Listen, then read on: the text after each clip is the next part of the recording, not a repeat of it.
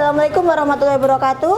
Perkenalkan, saya Wahyuni Risalatul Asma sebagai presenter pada kegiatan literasi pagi hari ini dengan tema yaitu menghidupkan kembali semangat pahlawan untuk Indonesia masa depan. Nah, kenapa kita mengambil tema pahlawan? Karena hari ini kita sudah mendekati pada Hari Pahlawan. Salah satunya sebagai peringatan kita dan semangat kita untuk memperingati Hari Pahlawan. Karena tanpa adanya pahlawan, kita tidak akan merdeka seperti yang saat ini kita nikmati.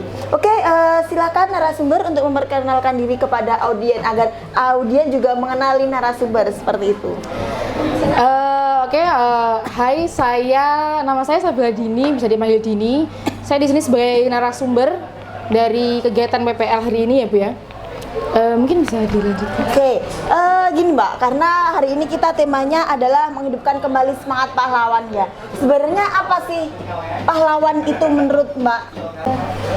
Kalau menurut saya pahlawan itu lebih ke orang-orang yang sudah membantu memerdekakan negara kita, itu yang utama sebenarnya. Tapi kalau menurut saya sendiri, orang-orang yang sudah merdeka dari dirinya sendiri itu bisa juga disebut sebagai pahlawan dirinya sendiri sih.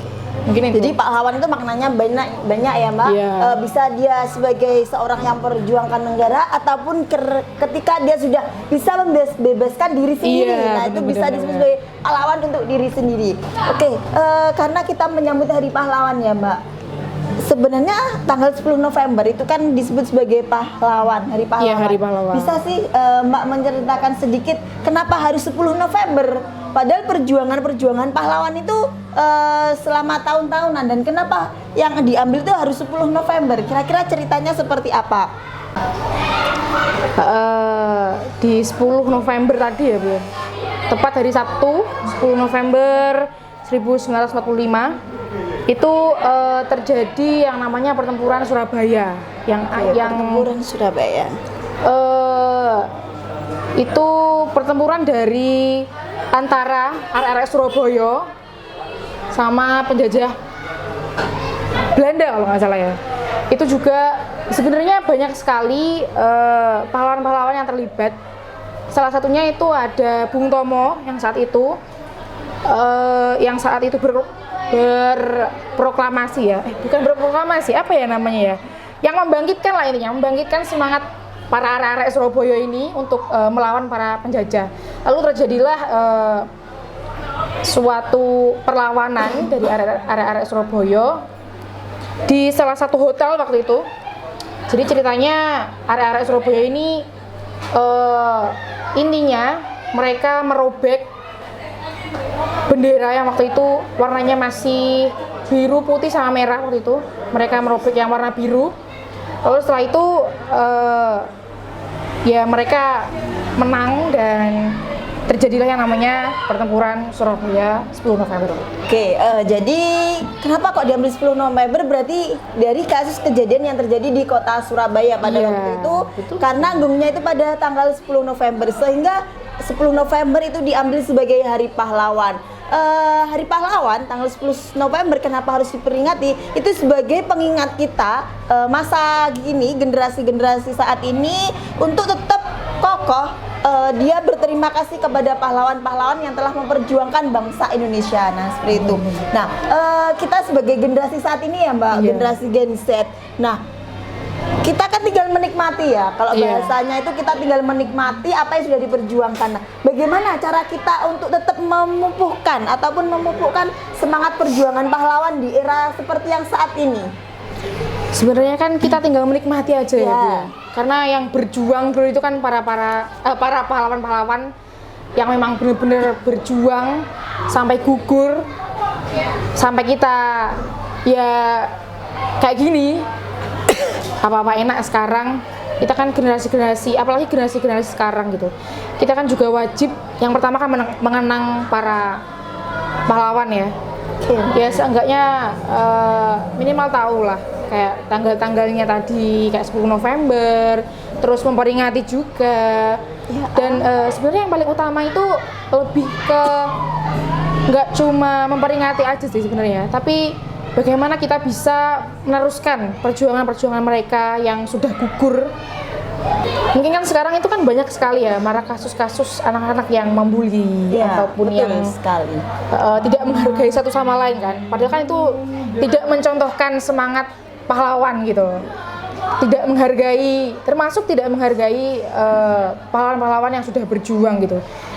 Karena kan anak-anak sekarang itu kan mungkin Gen Z sekarang ya, itu lebih ke sikap-sikapnya itu lebih ke luar-luar ya, bukan mencintai produk Indonesia sendiri, tapi dia malah lebih cinta kepada produk-produknya luar negeri. Iya. Jadi gini Mbak, kita tahu seperti itu ya kondisi saat ini, kondisi anak-anak ataupun generasi-generasi saat. Nah, bagaimana sih cara kita sendiri ya sebagai generasi Z ya bisa memupukkan kembali semangat perjuangan pahlawan tersebut.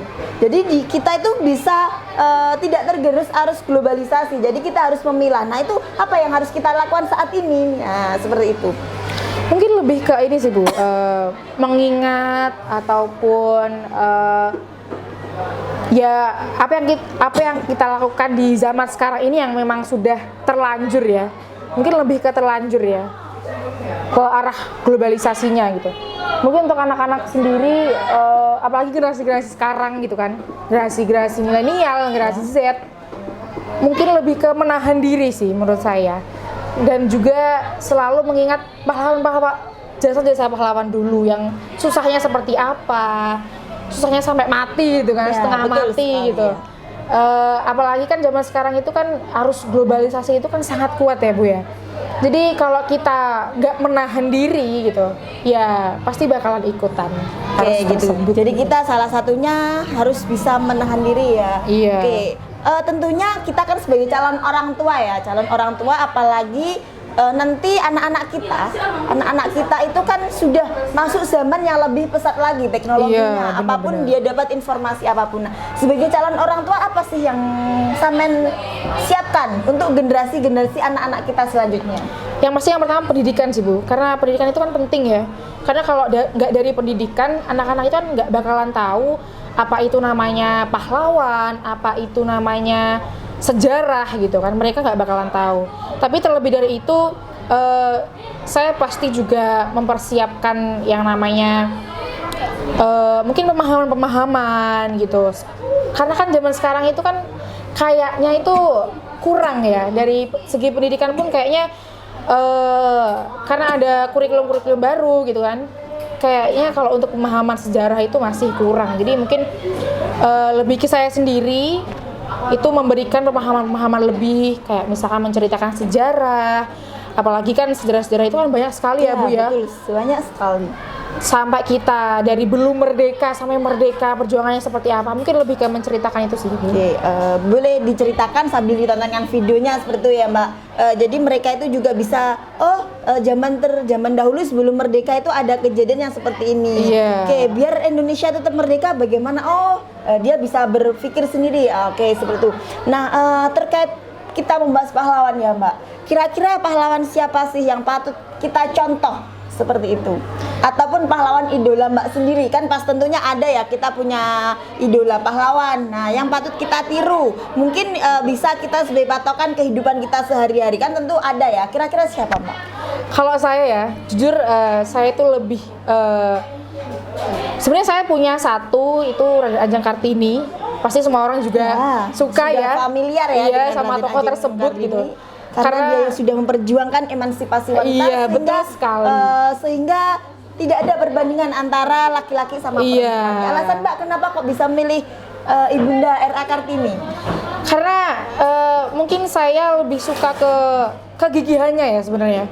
Karena kan kita lihat zaman sekarang itu kan banyak sekali, mungkin dulu beliau sudah memperjuangkan emansipasi wanita gitu kan, kesejajaran gitu, antara wanita dan juga pria gitu. Tapi sekarang itu kan kita lihat ya, sebenarnya masih banyak sekali kasus-kasus perempuan itu masih dianggap remeh gitu, dianggap remeh sama kaum laki-laki gitu kan. Kita nggak bisa apa-apa, kita dianggap lemah, karena kan sejatinya perempuan itu kan yang gampang nangis lah atau apa segala macam. Jadi mereka mungkin menganggap kita lemah, padahal kita tahu sendiri tidak seperti itu loh wanita itu ya. Padahal kan kita juga bisa melakukan apa yang mereka lakukan gitu loh. betul Kita sekali. kan sebenarnya kita tuh sama, cuma Ya. beda gender aja sebenarnya. Oke, jadi kita harus bisa menjadi RA Kartini masa kini dan Masa masa kini. depan. Betul Seperti itu. sekali. Oke, Mbak, ini ya terkait pahlawan mungkin bisa diberikan closing statement untuk para audien biar dia tetap semangat untuk memperjuangkan semangat pahlawan sebagai peringatan Hari Pahlawan gitu. Jadi gini, mungkin menurut saya ya, kalau ngomongin masalah pahlawan, kalau ngomongin masalah kemerdekaan gitu, mungkin kalau dulu pahlawan-pahlawan itu kan menyerangnya penjajah ya. Iya, betul. Kalau dulu gitu. Kalau sekarang Dia kan pakai fisik tenaga. iya, pakai fisik, pakai tenaga. Kalau sekarang itu kan yang lebih mungkin orang-orang itu secara nggak sadar gitu. Yang harus dijajah itu bukan cuma dari fisiknya aja, tapi dari sosial media, dari mentalnya juga terutama. Karena orang-orang yang bisa disebut pahlawan kalau menurut saya adalah orang-orang yang bisa memerdekakan dirinya sendiri. Mungkin lebih ke itu sih. Oke, jadi banyak cerita ya kalau kita membahas terkait pahlawan itu tidak akan ada habisnya. Jadi kita sebagai generasi masa kini harus tetap mengingat perjuangan-perjuangan para pahlawan sehingga kita bisa meniru semangatnya para pahlawan. Semangat seperti itu. juangnya. Oke, untuk literasi pagi hari ini cukup sampai di sini dan sampai juga di episode selanjutnya. Saya akhiri, wassalamualaikum warahmatullahi wabarakatuh.